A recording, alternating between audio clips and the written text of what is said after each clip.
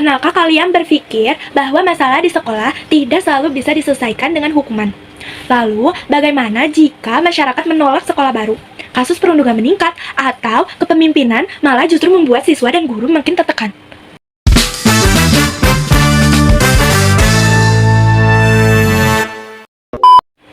Bismillahirrahmanirrahim. Assalamualaikum warahmatullahi wabarakatuh. Halo semuanya, perkenalkan nama aku Dwi Aderis Andini dengan NIM 250110127. Di sini aku dari jurusan Bimbingan dan Konseling IKIP Siliwangi.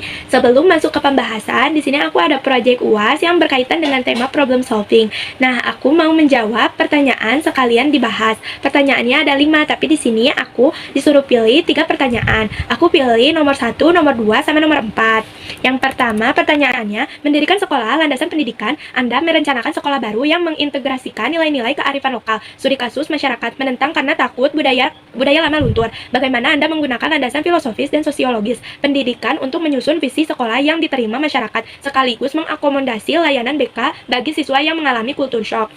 Yang kedua, pendidikan karakter problem solving. Sekolah Anda memiliki program unggulan karakter disiplin. Studi kasus, angka pelanggaran tata tertib seperti tawuran dan perundungan justru meningkat. Sebagai konselor, rencana strategi kolaboratif dengan manajemen sekolah untuk menggeser hukuman fisik menjadi pendekatan konseling restoratif. Yang ketiga ada kepemimpinan pendidikan. Kepala sekolah baru memiliki gaya otoriter demi mengejar target nilai akademik. Studi kasus, hal ini memicu tingginya tingkat stres akademik siswa dan demotivasi mengajar para guru.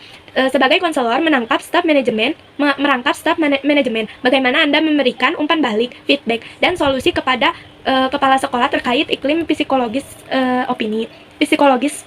klinis. Oke, selanjutnya kita masuk ke pembahasan yang pertama.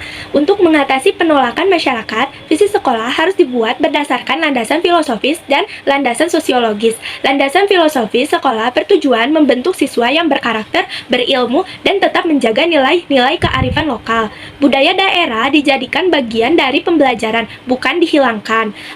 Landasan sosiologis, sekolah bekerja sama dengan tokoh adat, orang tua, dan masyarakat dalam menyusun program agar sesuai dengan budaya dan kebutuhan lingkungan.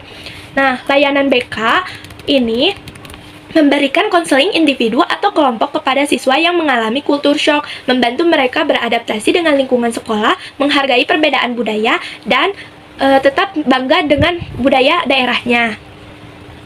Visi sekolah mewujudkan sekolah yang berprestasi, berkarakter, dan melestarikan kearifan lokal dengan tetap terbuka terhadap perkembangan zaman.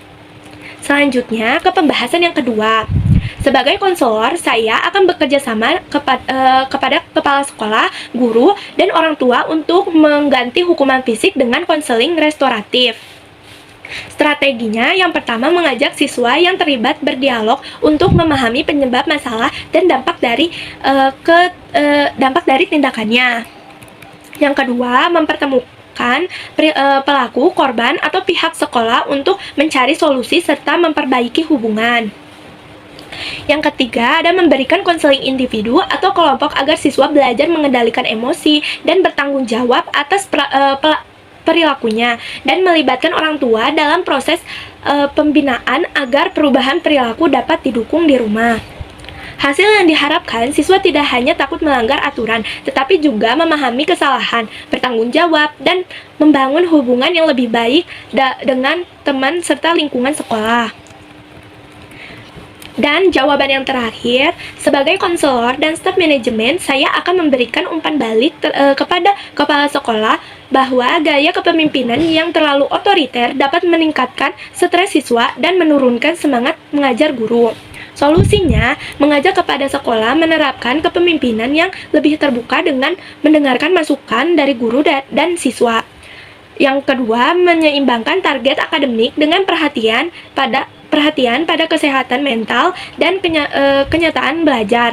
Yang ketiga, ada mengadakan pertemuan rutin untuk mengevaluasi masalah dan mencari solusi bersama. Yang terakhir, menyediakan layanan konseling bagi siswa yang mengalami stres serta pendampingan bagi guru.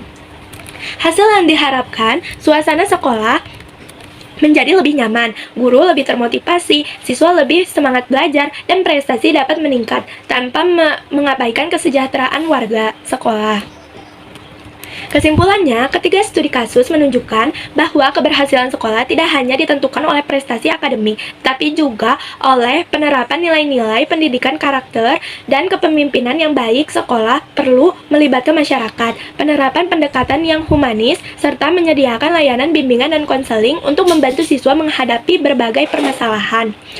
Dengan kerjasama antara kepala sekolah, guru, konselor, orang tua, dan masyarakat, lingkungan sekolah dapat menjadi tempat belajar yang nyaman, aman, berkarakter, dan mendukung perkembangan siswa secara optimal. Demikian pemaparan saya mengenai tiga studi kasus problem solving dalam dunia pendidikan. Semoga penjelasan ini dapat menambah pemahaman kita tentang pentingnya peran bimbingan dan konseling dalam menciptakan lingkungan sekolah yang aman, nyaman, dan mendukung perkembangan peserta didik. Terima kasih atas perhatiannya. Wassalamualaikum warahmatullahi wabarakatuh.